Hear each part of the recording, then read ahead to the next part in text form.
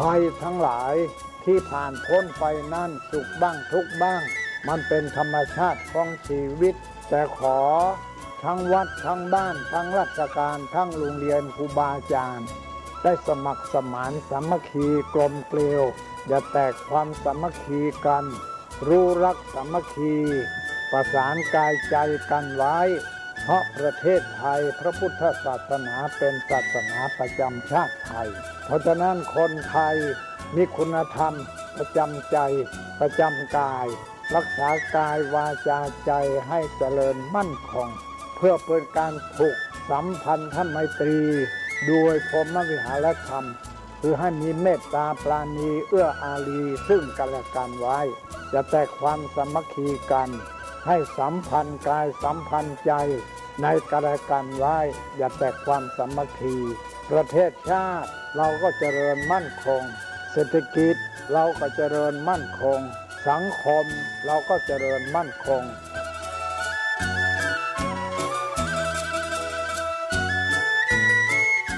ธรรมะข้อคิดจากพระเดชพระคุณท่านเจ้าคุณพระเทพวิสุทธิคุณ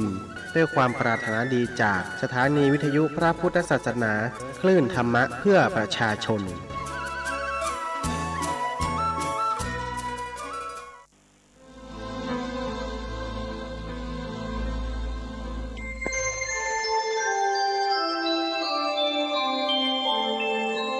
ขณะนี้ท่านกำลังฟังสถานีวิทยุกระจายเสียง FM 104.5 เมกะเฮิรตซ์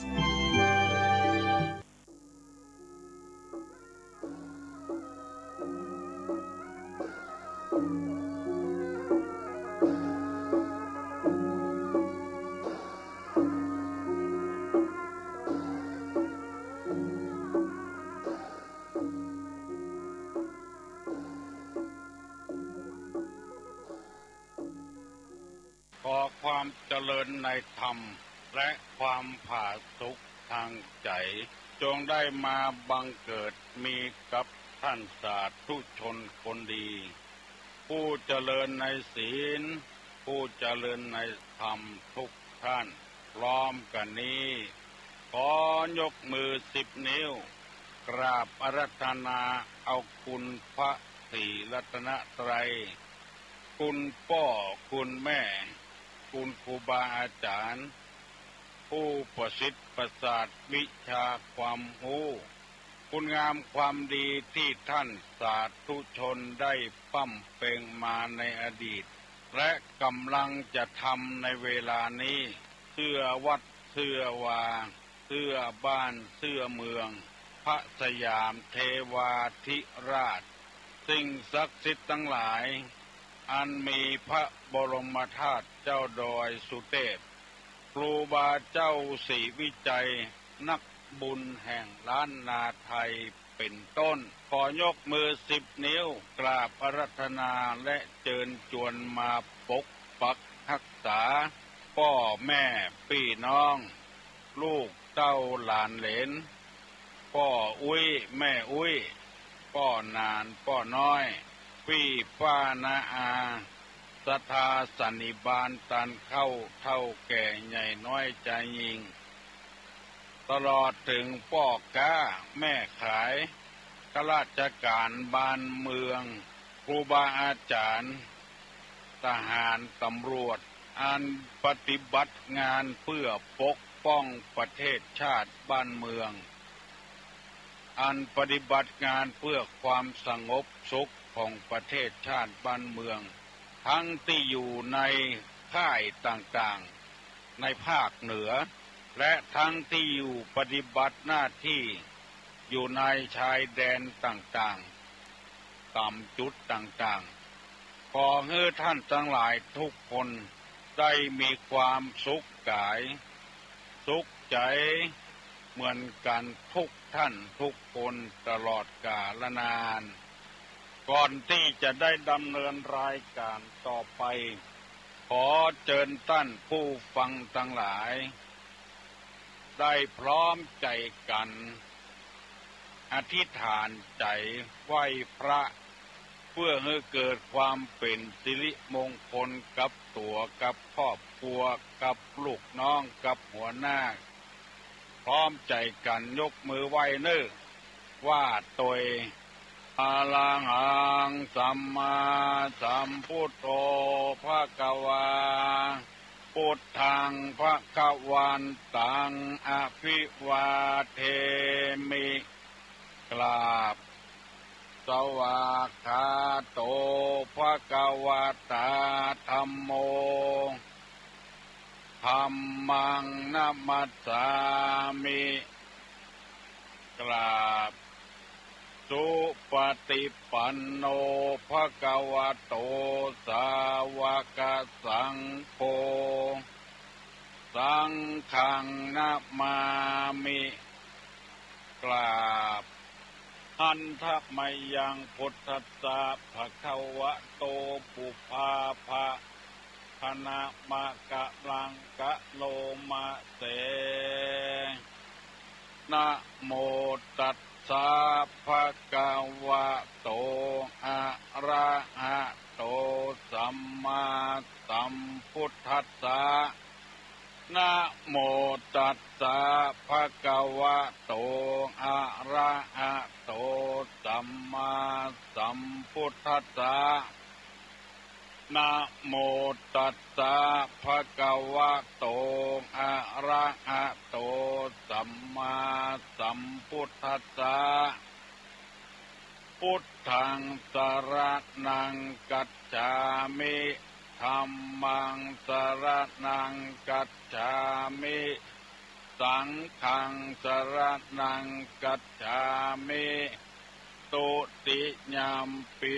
พุทธังสรณังกัจฉามิทุติยัมปิธัมมังสรณังกัจฉามิตุติยัมปิสังฆังสรณังกัจฉามิตติยัมปิพุทธังสรณังกัจฉามิตติยัมปิธัมมังสรณังกัจฉามิตติยัมปิสังฆังสรณังกัจฉามิอิติปิโสภะคะวะอะระหังสัมมาสัมพุทโธวิชชาจารณะสัมปันโนสุขโตโลกาวิตุอนุตตะโลปุริสธัมมะสารติสัทธาเทวมนุษย์สานังพุทโธภควาติสวากขาโตภควตาธัมโมสันติติโกอาคาลิโกเอหิปัสสิโกโอปันญิโกปัจจัตตังเวทิตโพวินโยหิติสุปฏิปันโนภะคะวะโตสาวกสังโฆอุจุปฏิปันโนภะคะวะโตสาวกสังโฆญาญาปฏิปันโนภะคะวะโตสาวกสังโฆญาติตังจัตตาลิปุริสายุคานิอัตถาปุริสาปุคลาเอสาภะคะวะโตสาวกสังโฆอาหุไนโยปาหุไนโยภักขิไนโยอัญจลิกาลนิโยอนุตตะลังปุญญเขตังโลกัสสาติกราบหนึ่งกราบสองกราบสามมาแล้วเน้อมาถึงบ้านมาถึงเฮือนมาถึงที่นอน มาถึงครัวไฟมาถึงรถที่กำลังขับอยู่มาถึงกูที่กูตางไอ้อย่างมาเสียงก้องเสียงกลองเสียงมองต่ำเข้าเสียงตุเจ้าเทศนาธรรมมาถึงบ้านถึงจองของพี่ของน้องทั้งหลายแล้วขอประกาศอนุโมทนาเน้อเมื่อตะวานี้มีคนโทรศัพท์รายงานมาว่าวัดต่างๆในอำเภอต่างๆจังหวัดต่างๆมีคนเข้าวัดเข้าวาเพิ่มจำนวนขึ้นนักขึ้นโดยเฉพาะอย่างยิ่งที่หันกับตาคือวัดโสพนารามวัดที่ตุลุงอยู่นี่มี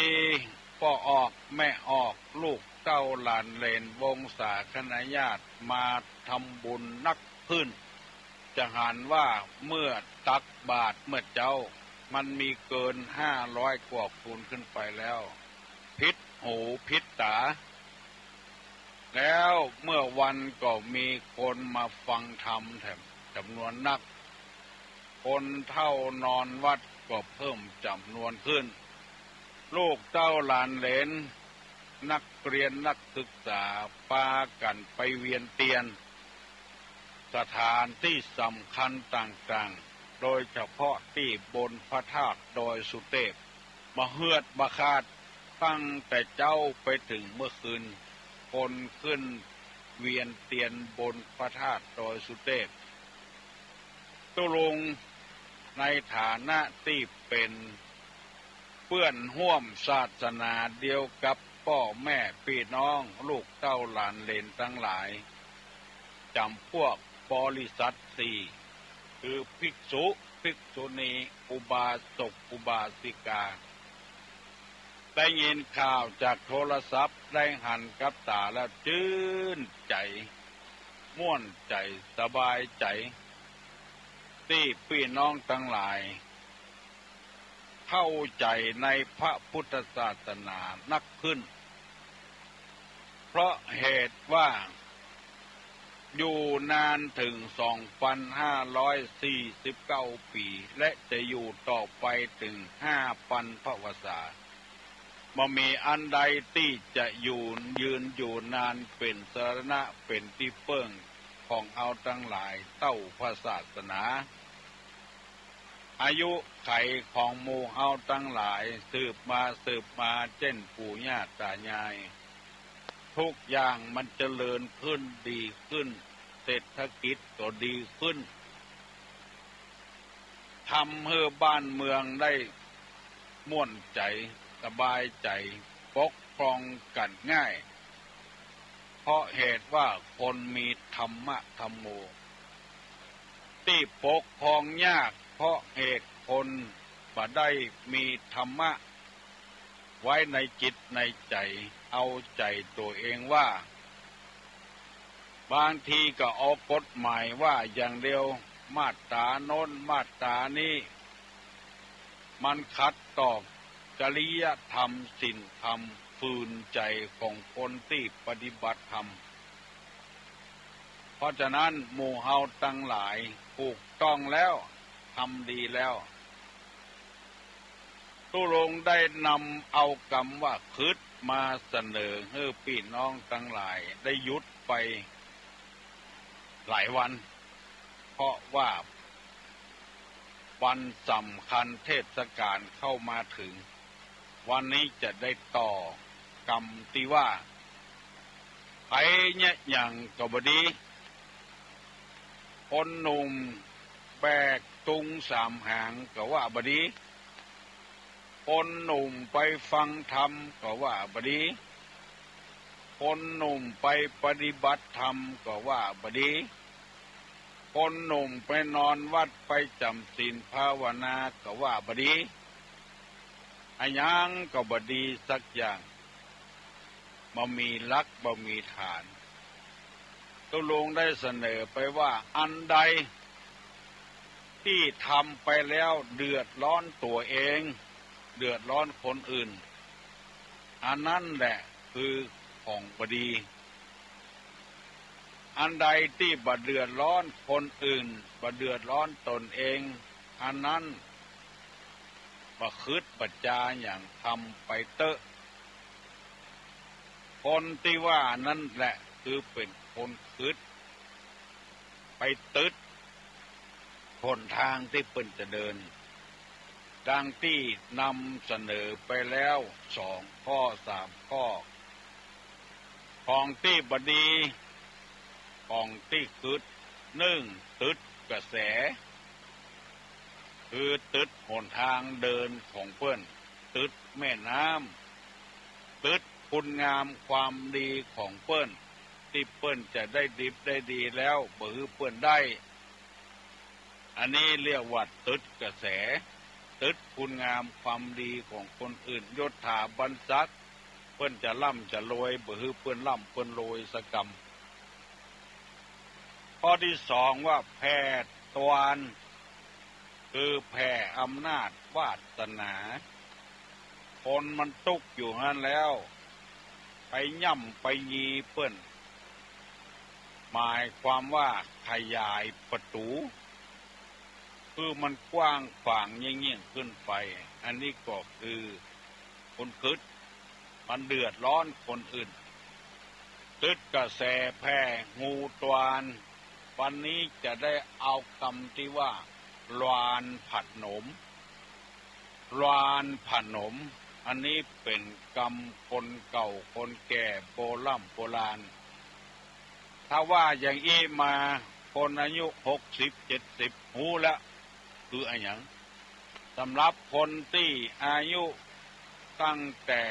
50ลงไปยังคิดใจว่าคำว่าลวานพนมคืออะไรอย่างลวานตัวนี้คือลอลิงและก็วอแหวนสระอานอหนูนิลวานพนมคือผอพึ่งนอหนูมอม้าคำว่าลวานนี้ก็คือเอามาผสมประสานกันถ้าจะเป็นลักษณะนี้ก็คือเอาน้ำอ้อยน้ำตาลมาผสมกับข้าวแป้งลวนไปลวนมาโกนไปโกนมาอย่างเอาโกนแกงเนี่ยอันนี้ลวน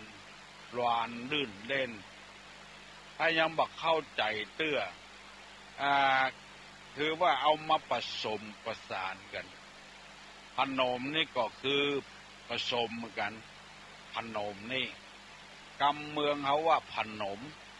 กำไทยว่าผสมลวนนี่ก็คือเหมือนกับเอาน้ำตาลน้ำอ้อยผสมกับข้าวแป้งหรือว่าเอาผสมปูนเอาหินพ่องทรายพ่องปูนพ่องมาผสมกับกันอันนี้ลวนพนมเอามาเปาะกันเอามาหอมกันจิ้นมีติ้งพริกมีติ้งเกลือมีติ้งกะปิมีติ้งผักกาดมีติ้งมีคนตี้ถ้าเอาไปกินก็จิ้นบดายก็บลำกินก็ผักกาดบดายก็บลำกินก็พริกบดายก็บลำแล้วเอาจิ้นเอาผักกาดเอาพริกมาผสมประสานกันแปลงเป็นแกงขึ้นมาห้องว่าแกงผักกาดแกงยวกแกงบะฟักหมูแกงแคอันเนี้ยรวมแล้วเขาเรียกว่าลวนพนมเอามาทับถมกันกรรมนี้หมายความว่าเอาที่บ้านคนอื่นมาเป็นที่ของตัวที่มันงอกมันเงยคล้ายๆว่าอยู่หิมน้ำหิมหนองเนี่ยแล้วก็บ่มีภัยใจใส่ดูแล ย้ายหัวตัวเก่าทั้งที่โฉนดว่ามีตี้อยู่3 ให้เพื่อมาวัดแถมมรูนมี4 ให้5 ให้เอาตี้คนอื่นมาเป็นตี้ของตัวอันนี้ก็ฮ้องว่าลานพนมหนทางเก่ากองเก่าที่เปิ้นบ่ใจไผบ่ใจแล้วย้ายหัวตัวเก่าเอาตี้นั้นเข้ามาอยู่ในบ้านของตัวเองอันนี้ก็เรียกว่าลานพนมหัวอยู่ตังในเอาไม้หวกไม้บงปลูกตังนอกหัวพอไม้ใหญ่ขึ้นมาเป็นต้นเป็นก่อขึ้นมาย้ายหัวออกเอาต้นไม้เข้ามาอยู่ในบ้านของตัวเองอันนี้ก็ฮ้องว่าลานพนมอันนี้คือตัวคืดถนนหนทางรถเกยเลี่ยงกันได้บัดเดียวนี้เลี่ยงบ่ได้แล้วเพราะกองแคบไปเห็นแล้วเดือดร้อนถึงตัวเองเดือดร้อนถึงคนอื่นพ่อแม่เดียวกันมีลูก6-7 คนแบ่งทรัพย์สมบัติมาเต้ากันพ่อแม่ตายไปแล้วมาแบ่งเมื่อลุนคนใดลวกคนนั้นเอานักเหลือเปิ้นอันนี้ก็เรียกว่าลานพนมหมู่เนี้ยมันคืดหมู่ปี้หมู่น้องบอกไปมาหาสู้แล้วเจ็บเป็นเย็นอุ่นบ่มีไผใกล้แล้วไอ้ยังก็จะเอาเป็นของตัวเห็บประตกประเจียงอันเนี้ยลานพนมถ้าในด้านธรรมะเปิ้นก็บอกว่าใจอำนาจบาดใหญ่เกินไปเฮามีพอจะแบ่งหน้าที่ให้กันทำบ่แบ่ง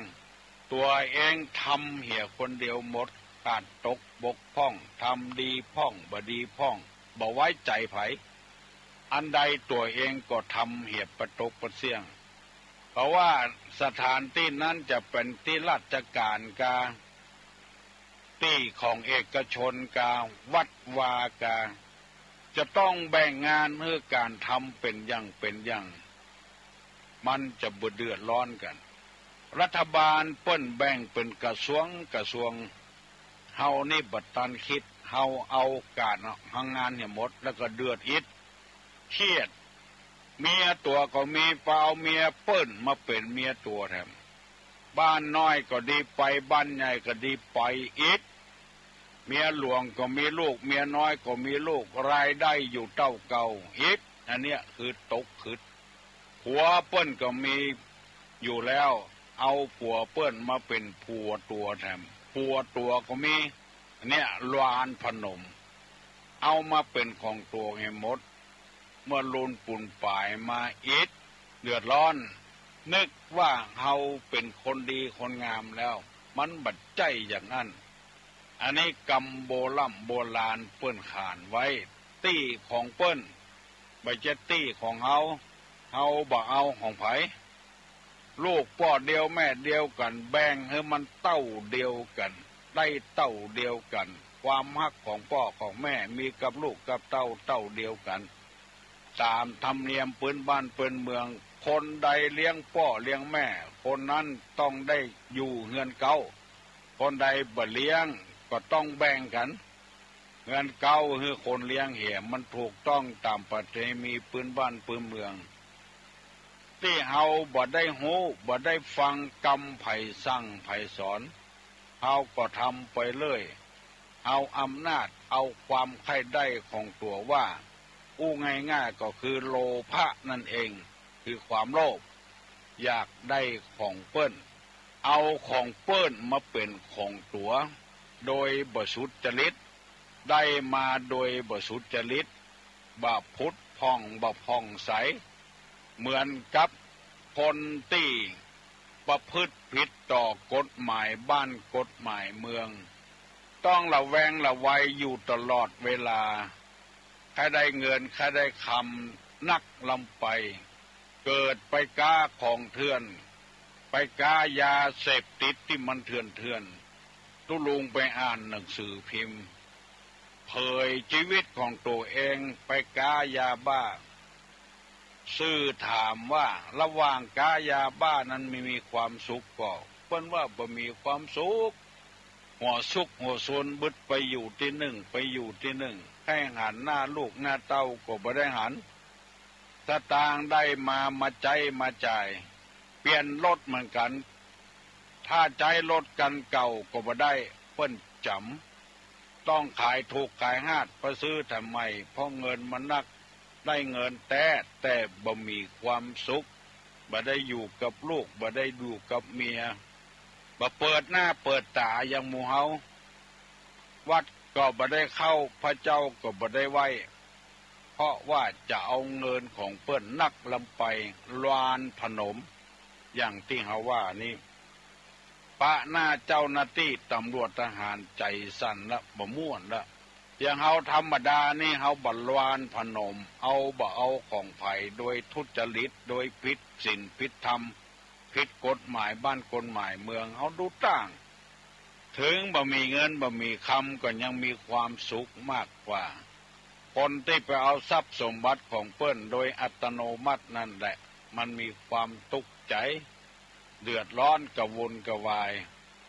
หาความสุขบานหวานใจบ่ได้สุขซ่อนกินอยู่บ่มีความสุขเหมือนกับงัวสันหลังวากแม่งอนตอมที่ไหนที่เบาคงบ่ม่วนละหัวมาตอมตัวเองอยู่บ่มีความสุขคนที่จะมีความสุขได้ก็คือหมู่เฮาเนี่ย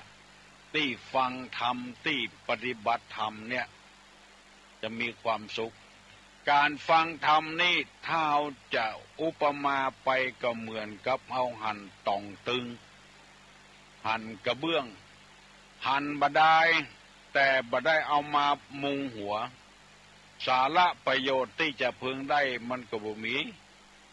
เพราะฉะนั้นพี่น้องทั้งหลายท่านผู้ฟังทั้งหลายตุลงนำมาเสนอนี้เพื่อจะให้เฮาเอาใบต่องตึงก็ดีกับเบื้องมุงก็ดีมามุงบ้านมุงจองมุงห่อมุงเฮือนเฮาให้เฮาได้อยู่ได้อาศัยคือเปิ้งปะอาศัยธรรมสมัยประเดี๋ยวนี้มันเป็นสมัยนิยมวัตถุนิยมคือนิยมสิ่งของคนก็เลยไปติดปุ่นเลยลืมธรรมะธรรมโมลืมกรรมเก่ากรรมแก่พอเฮาได้เป็นเอาละจะได้โดยชอบกับบ่ชอบบ่ฮู้พอเฮาได้กินได้ใจก็เป็นเอาแล้วอันเนี้ยคือเป็นการเข้าใจผิดแผกจากธรรมชาติธรรมดาบ้านเมือง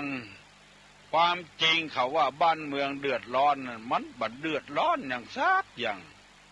บ้านเมืองก็คือบ้านเมืองอย่างเก่าอย่างเดิมเนี่ยคนเฮาเนี่ยมันปราศจากศีลปราศจากธรรมมันเดือดร้อนกว่าคนเฮาเนี่ยเดือดร้อนควายมันก็บ่เดือดร้อนงัวก็บ่เดือดร้อนอย่างคนเฮาเนี่ยทำให้เดือดร้อนเพราะไปผิดแผกแตกจากศีลธรรมกฎหมายที่เปิ้นวางไว้ทำนองที่ว่าปิดทองหลังพระเอาคำปิ่วมาติด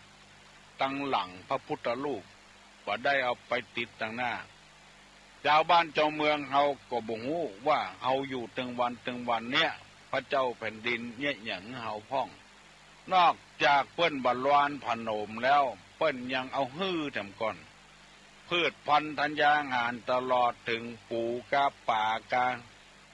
ตลอดถึงพันธุ์สัตว์ต่างๆเอาจากเมืองนอกเมืองนาเข้ามาแต่ก่อนนี้เฮาเลี้ยงหมูควบหนึ่งก่อนจะได้ขายเอาต้นกล้วยมาปาดเรามาต้มต้นบักกล้วยเทศผักหอมผักอะไรอย่างต่างๆมาต้มเข้าหมูสุนกับแกบเราให้หมูกินเลี้ยงได้เป็นควบหนึ่งก่อนควบหนึ่งมันจะอยู่ในระยะ10 กับ 11 เดือนนี่เช่นจะได้ขายประเดี๋ยวนี้บัดถึงควบแล้วเลี้ยงพอให้พอดี2 เดือน 3 เดือนก็ได้ขายแล้วเจ้าฟ้ามหากษัตริย์ของเราเป็นผู้แนะนำพร่ำสอนบอกว่าจะเป็นงัวเป็นควายพันธุ์ต่างๆต้นไม้ผลไม้ต่างๆเฮาได้กินได้ใจ ปิ้นไปเอาจากเมืองนอกเมืองนามาเจ้าบ้านเจ้าเมืองเฮาบ่ฮู้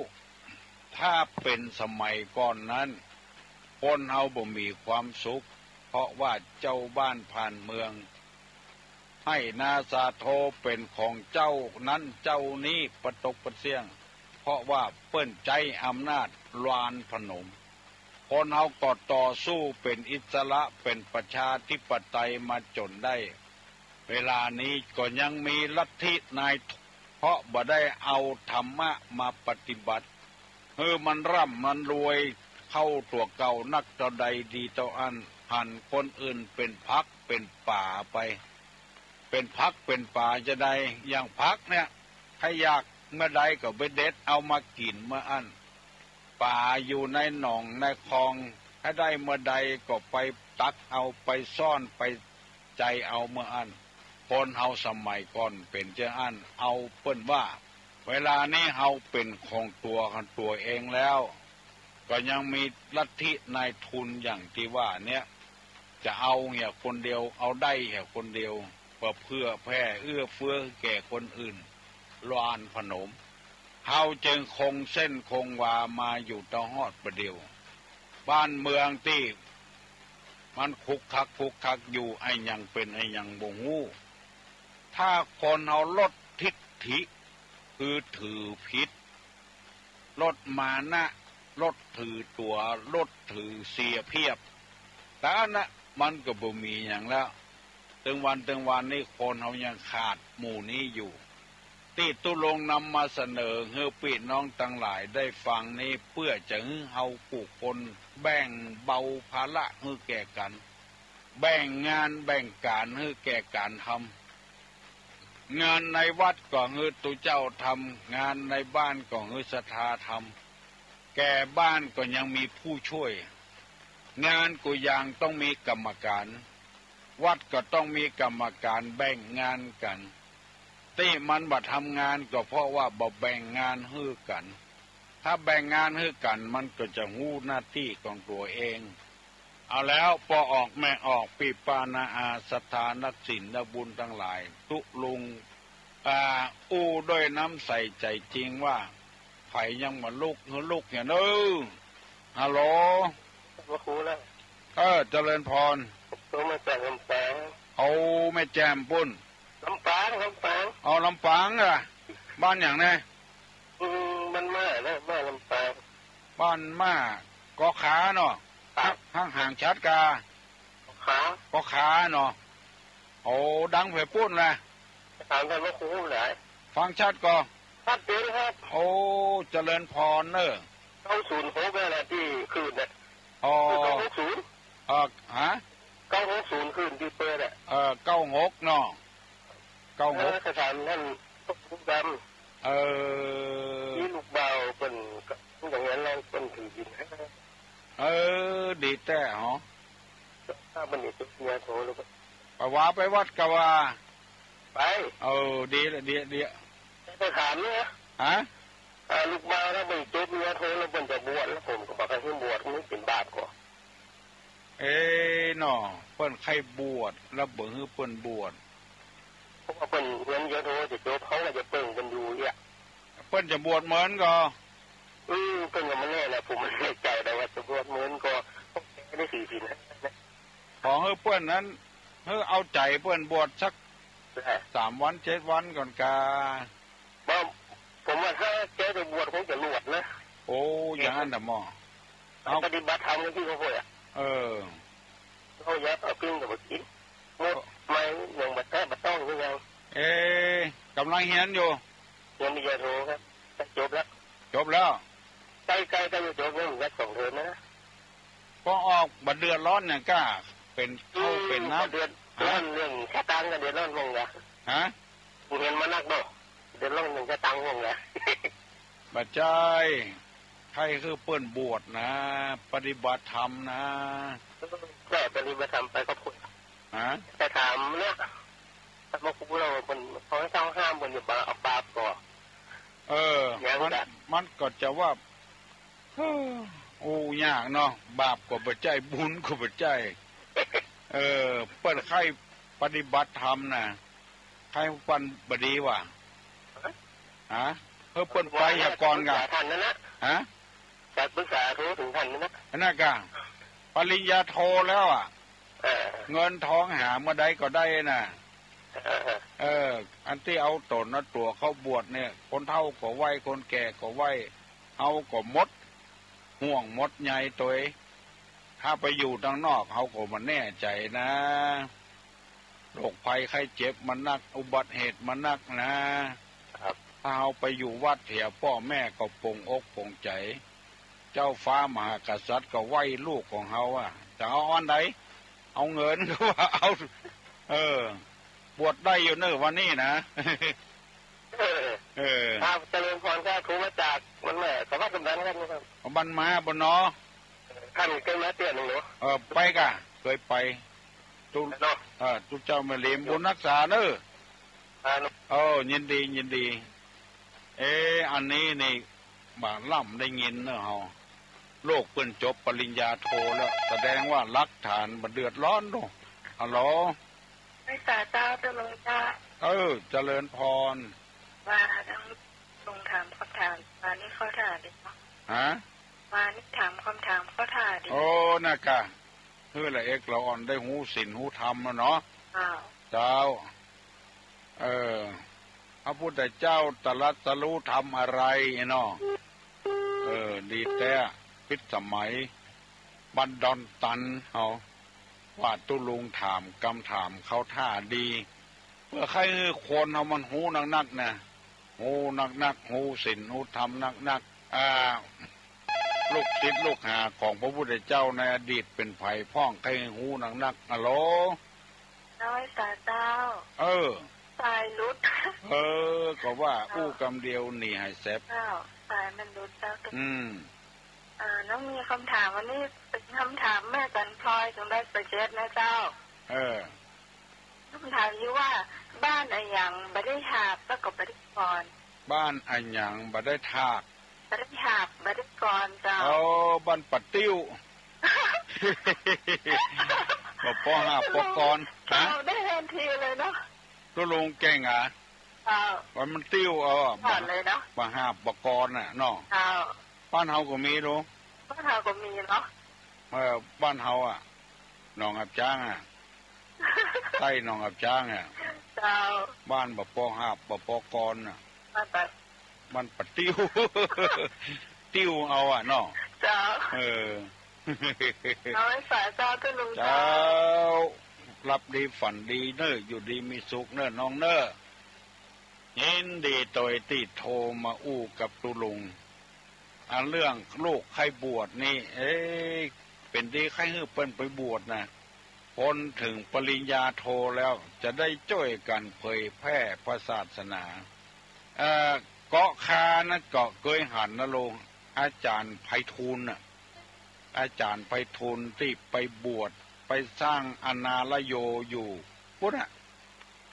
จุดที่เมืองพะเยาเนาะคนเคารพนับถือประเดี๋ยวนี้เป็นเจ้าคุณจันราชนะพ่อแม่จะได้ขึ้นสวรรค์กับลูกกับเต้ากับเจียะ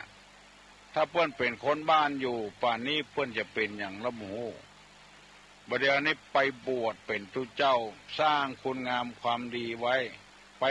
ปแปลงดอยอนาลโยน่ะไผ่บ่เคยไปลองไปเตะตุลุงไปหันแล้วเพื่อนเป็นคนอย่างเงี้ยอย่างว่าน้องเนี่ยจบปริญญาแล้วก็ไปบวชมีเพื่อนมีฝงมีเจ้ามีนายอย่างโหมชอบไปสร้างวัดสร้างวาสร้างศาสนาให้เจริญรุ่งเรืองขึ้นเกิดใจดีๆเนอะพอออกบ้านมานะปล่อยเปิ้นไปอย่างดีก้าเปิ้นไปในทางที่ดีแล้วอะโหลเจ้าเจ้าเจริญพรหอยนะเจ้าผมมาจากบ้านหนองหอยนะเจ้าบ้านหนองหอยเจ้าก็ด่านทางเวียนเทียนนี่นะเขาเริ่มแจ้งตั้งแต่ไหนอะเจ้าเวียนเทียนเวียนเทียนเริ่มตั้งแต่ไหนมาอันนี้จะบ่มีกำหนดกฎเกณฑ์ว่าเริ่มที่ไหนมาเพราะว่าคนมีศรัทธานอกจากไหว้แล้วก็ไหว้รอบทักษิณเป็นการทำให้ จิตใจดีอ่ะบัดใจว่าเนี่ยกับบนธาตุบนวิหารบนพระเจ้าอย่างเดียวลงขอโทษเนอะแม้แต่คนตายเปิ้นก่อนยังทักษิณน่ะเป็นการเคารพนะโอ้รอบแรกว่าอิติปิโสรอบที่สองว่าสวากขาโตรอบที่สามว่าสุปฏิปันโนอีได้เนอะโอ้ดีกะซ้ำดีแล้วมาตอนเป็นยังไง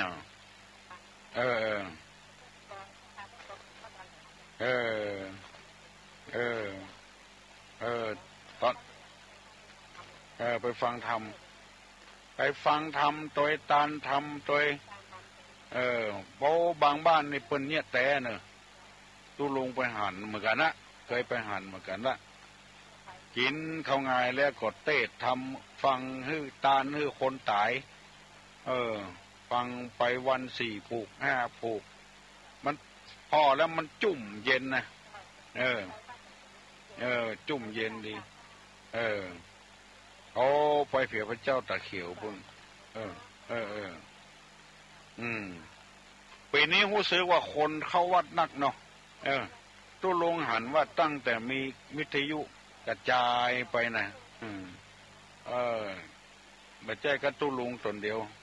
พ่อยจังวัดจังใหม่เนี่ยโอ้ตู้ลุงสบายมาถ้าเป็นห่วงเนอะฟังตามวิทยุเตอะสบายบ่สบายนะเสียงใสอยู่นะเจ้าเสียงสดใสอยู่เจริญพรเนอะกับพี่น้องวงศาคณาญาติวันนี้ม่วนนี่มีซึงแห่ด้วยซึงที่พอออกไม่ออกบริจาคนะฮัลโหลไว้สาโอ้สารปียังเนิงว่าใหญ่น่าว่านะเงินทองนี่หาเมื่อใดก็ได้นะตุลุงว่านะอนุโมทนานะบัดใจว่าอันว่าอีข้อให้ว่าหาเปิ้นเป็นจะได้จะนึ่งไปเขาจะเสียใจเนาะให้เปิ้นบวชเถอะวันนี้ตันอยู่นี่บวชมาเจ้านี่มาตอนบวชก็ได้เปิ้นอธิษฐานเข้าภาษาเมื่อค่ำเมื่อก่อนบุญรักษาเนอะมาอนุโมทนาโดยกับปออกตีลูกเปิ้นให้บวชให้เปิ้นบวชเถอะนะเจริญรุ่งเรืองฮัลโหลโอ้น้องป๊อบน้องพิมพ์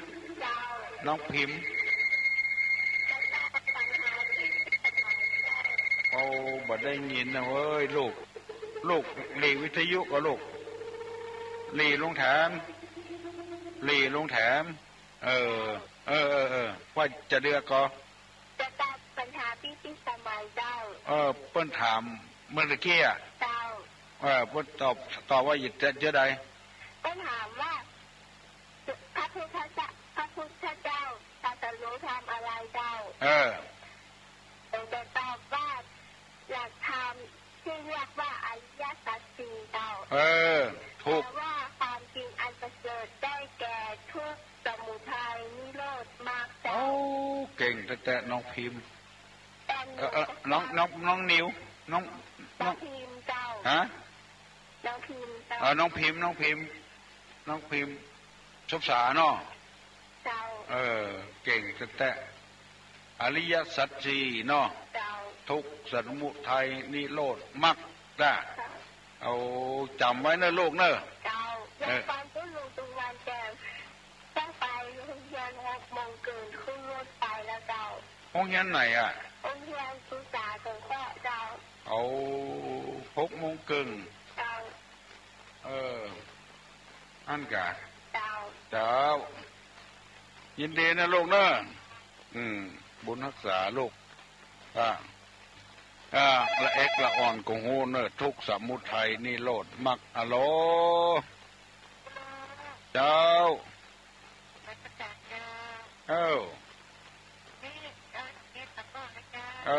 ปะป้องโดยสเก็ตฟังตุลุงถึงวันกะดีละ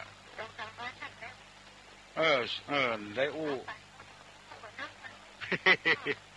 เออบ้านมันถามว่าบ้านบ่ปอหาบบ่ปอกรคือบ้านไอ้หยังตุลงตอบไปแล้ว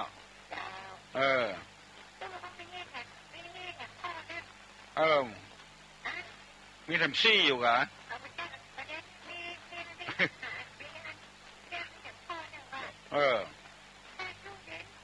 หอย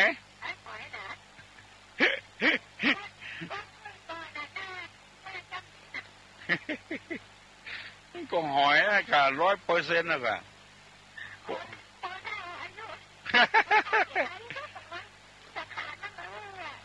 คนเท่ากะ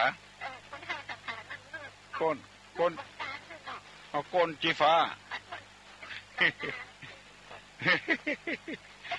โอ้มันแน่เว้ยมันอันหอยเนี่ยแน่นอนคนเท่านี่ยังก้นยังอยู่สูงอยู่ฮะ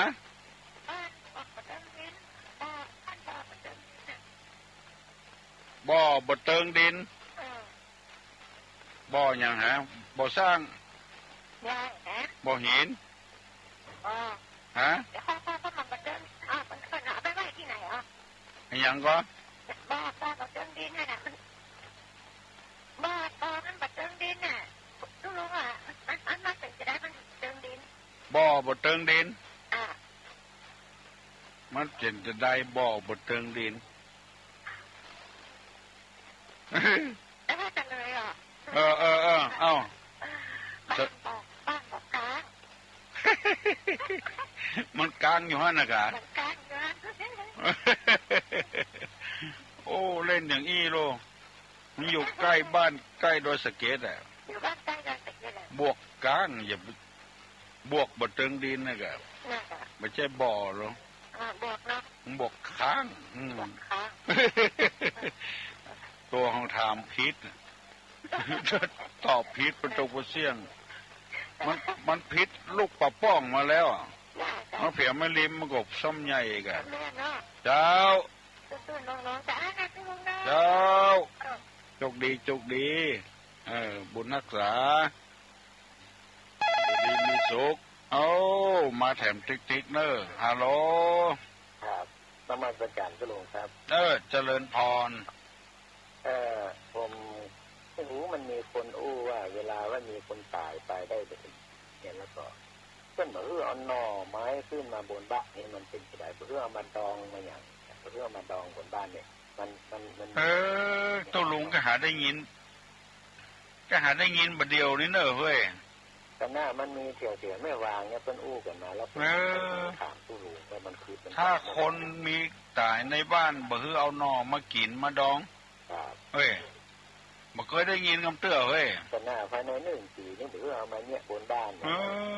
หันมีความจริงหมกใดฟังไว้เหรอเนอะพี่น้องทั้งหลายเฮ้ยตุลุงบอกฮู้แต่เนอะคือเป็นมาเด้อผมว่าอย่างนั้นผมบอกฮู้นะผมบอกฮู้แต่เนอะนี่อย่างก็ว่าบัดดีว่าบัดดีเพราะเหตุใดก็หามาฮู้บัดเดียวนี่อยากให้กรรมอธิบายมันบ่ได้เกี่ยวกับกันโน่นนี่ฮะกันหน้าผมว่านะไม่เกี่ยวกับอย่างปิงคือเป็นปีก่อนครับคนนั้นมันเป็นคนที่เปิ้นเขาลบนับถือน้อยด้านเอาไว้เนาะเขาจะเนี่ยอย่างก็บอกเปิ้นบัดดีเนี่ยแล้วก็มันก็บ่อธิบายให้เราน่ากะไปว่าสะเตื้อแตงแล้วบ่ทอดเนาะนั่นแหละขำไม่หั่นตู้ลงแก้บ่ได้เนอะครับอันนี้ยอมบ่คิดบ่จาอย่างกันบ่คิดบ่จาอย่างฮะบ่ได้เกี่ยวกับกันสักอย่างไม่วางเนาะครับผมอันนี้ตู้ลุงจะไล่ถามคนเฒ่าคนแก่ก่อนเนอะครับท่านรู้แล้วอธิบายให้ผมถ้าได้จะมาอธิบายให้ฟังเขาโอ้โหแต่เขาเป็นอย่างก็เป็นเถอะก็หามาได้ยินมาเดียวนี่กันนั่นแหละหน่อไม้นี่อ่ะครับหน่อไม้อันนี้ก็ส้มดองอย่างเนี่ยก็คือไปขึ้นมากับโกคนที่อยู่นี่จะเป็นอย่างไปทำกาอย่างเป็นคนละเรื่องครับผม มันได้เรื่องเดียวกันสักน้อยอ่ะเนาะตดลำปางมาเหม็นจังไหมปัญหาว่าอู้ได้มันก็อู้ไปเลยเนาะถ้าเอากับนับถือแล้วเอามาฟังจะเหมือนมันว่าใช่ไหมคนเราเนี่ยว่าอย่างออกไปเราต้องแก้ไขด้วยกันเนาะครับอย่างไล่เปิ้นหนีเนี่ยนั่นแหละว่าจะไปอยู่ติ้นไหนมันได้กึศแต่เนาะว่าบดีเป็นอย่างเดียวอย่างหมู่ที่อย่าไปนอนวัดนะกะนมโยบดีไปอ่ะเพราะอันอย่างมันถึงบดีไปบอกให้เปิ้นน่ะเนาะอย่างเขาว่าไปกินน้ำพริกเนอะอย่าก็มาถามมาเป็นยังไงก็มันเท็จเนี่ยกันเนาะอย่างที่เขาจะเอาเก็บตามไปล้างในหม้อแกงหน้านั่นคืดกันไอ้เนี่ยเด้อดีแล้วมันกับแบบมันแบบบอกคือแต่ว่ามันจะบ้าจะเฉื่อยลูดมือโต๊ะแกหม้อแกงโผล่ไปที่ใดวันนี้นั่นบัดนี้แต่เอาแกนพกไปล้างหม้อแกงนะครับครับเอารุ่นหลวดต่อยกล่องก้อนเศร้าเนาะเว้นแล้วคือแต่น่ะก้อนเศร้าหักแล้วมีอย่างตั้งหม้อแกงมันถึงหันมากับตัวน้ำตาครับบัดนี้เอากล้องเป่าไฟบูหัวแมวคืดเลยเนาะนั่นแหละหัวแมวมันแข็งกล้องเป่าแตกไปเหรอเนาะบัดนี้เอาไม้เหี้ยมาแปลงกล้องเป่ามันคืดเนี่ยไม้เหี้ยมันบางอะเนาะนั่นแหละมันถูกไฟกันเดียวก็ไหม้ว่าละโอ้อันนี้เล่นแตงแล้วบดทอดเว้ยเนาะทุลุงจะสอบถามมาก่อนเนอะยินดีเนอะโอ้ไม่วางนี่มีแปลกๆเลยฟังเนอะพี่น้องทั้งหลายคนฟังตัวบ้านตัวเมืองฟังตุลุงมาเดี๋ยวเนี่ยมาแถมสายละฮัลโหลสวัสดีเจ้าน้องอย่างฮะน้องพิมพ์เจ้าน้องพิมพ์คนเก่านั่นแหละเจ้าจะถามตุลุงว่าซุปกุ๊บขึ้นดอยกาบที่ฝอยลงห้วยนี่อะไรอย่างเจ้าซุปกุ๊บขึ้นดอยกาบที่ฝอยลงห้วยเต่ากับอย่างกาบที่ฝอยลงห้วยเนี่ยซุปกุ๊บขึ้นดอยนี่เต่าอ่ะกาบที่ฝอยลงห้วยนี่ไอ้ยังไง